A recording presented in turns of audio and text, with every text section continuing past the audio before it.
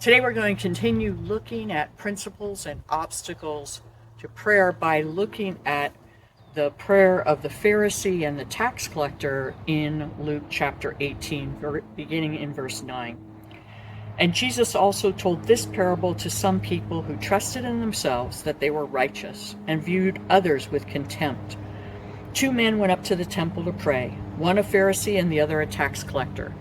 The Pharisee stood and was praying this to himself: God, I thank you that I am not like other people, swindlers, unjust, adulterers, or even like this tax collector. I fast twice a week. I pay tithes of all that I get.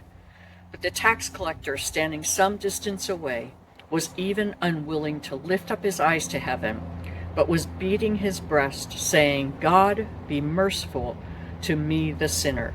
I tell you, this man went to his house justified rather than the other. For everyone who exalts himself will be humbled, but he who humbles himself will be exalted.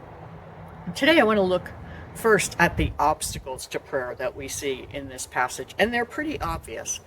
Jesus talks about these people who have confidence in themselves, who are so filled with pride that they think they're doing God a favor by believing in him, by communicating with him. Like, God is pretty lucky that I take my time to even talk to him.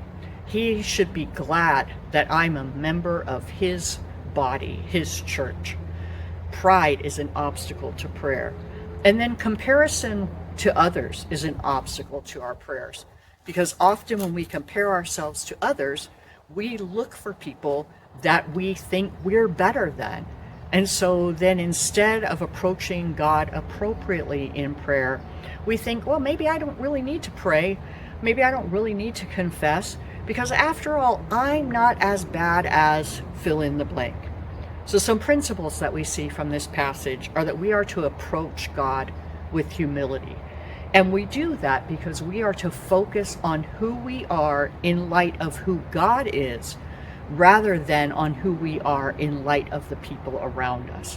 When we think about the fact that God, the creator and the sustainer of the universe, wants to have a relationship with us, wants us to communicate with him, sent his son to die so that we could have that relationship and so that we could be forgiven, we are more likely to have an appropriate attitude of humility as we approach God in prayer, recognizing he is God, or we're not, and we're not doing him any favors by praying to him, but he has been extremely merciful and gracious to us in making a way for us to come.